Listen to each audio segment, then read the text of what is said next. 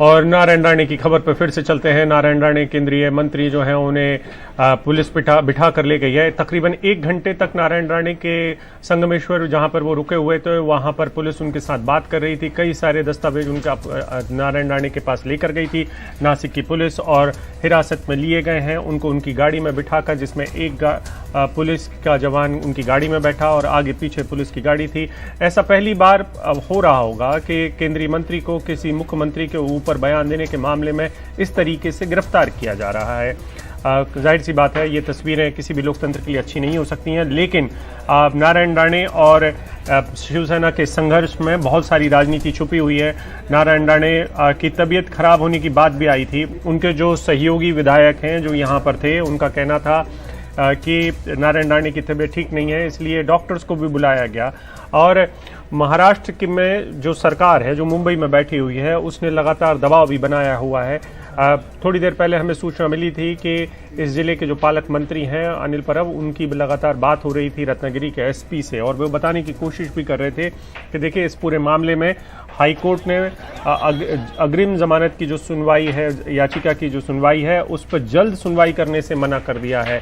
यानी कि प्रोसीजर को फॉलो करने के लिए कहा गया है कि आप प्रक्रिया का पालन करते हुए आइए और हम तुरंत में ये सुनवाई नहीं कर सकते हैं। जाहिर सी बात है कि नारायण राणे की जो लीगल टीम है, जो वकीलों की टीम है, वो कोशिश करेगी कि थोड़ी देर बाद फिर से मेंशन कराए या अर्जेंट हियरिंग के लिए मांग करे और हो सकता है कि हाईकोर्ट उनकी इस बात को मान भी जाए। लेकिन नीचे जो कुछ हुआ है वो कुछ अलग है। रत्नागिरी की कोर्ट में एंटीसिपेटरी बेल यानी कि अग्रिम जमानत की याचिका दाखिल की गई थी नारायण राणे की तरफ से, किट की टीम की तरफ से, उसको खारिज कर दिया है। दूसरी जो बड़ा डेवलपमेंट ये भी हुआ है आज दिन में कि बीजेपी के जो सबसे बड़े नेता हैं महाराष्ट्र में, देवेंद्र फडणवीस, उन्होंने अपने आप को और अपनी पार्टी को नारायण राणे के इस बयान से दूर कर लिया है। उनका कहना है कि नारायण राणे का ये बयान सही नहीं है, लेकिन पार्टी उनके साथ खड़ी रहेगी और ये जो हिंसा हुई है उसकी उन्होंने मजम्मत की है। उन्होंने कहा है कि ऐसा नहीं करना चाहिए और उन्होंने ये भी कहा है कि मुख्यमंत्री को बाहर आकर कहना चाहिए कि सब लोग शांत हो जाएं।